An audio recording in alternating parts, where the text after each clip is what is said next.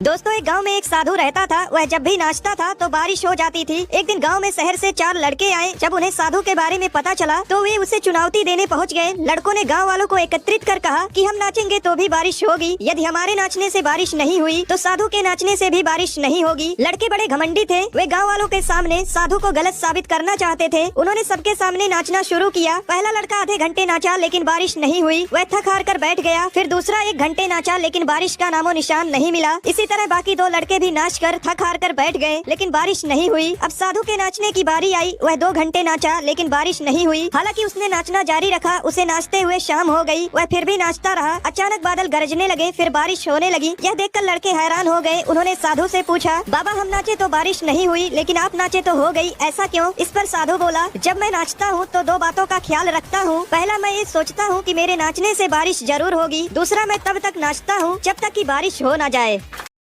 10 रुपए मांगू तो 5 रुपए देती है, 1 रोटी मांगू तो 2 रोटी देती है।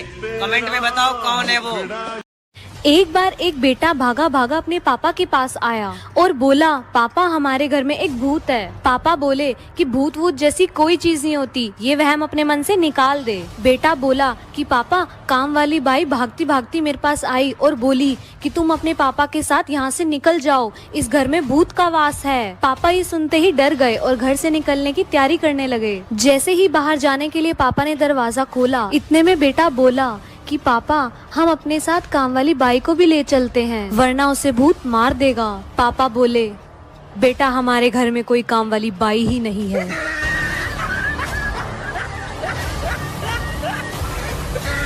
4 दोस्त मिलकर खुदाई कर रहे थे।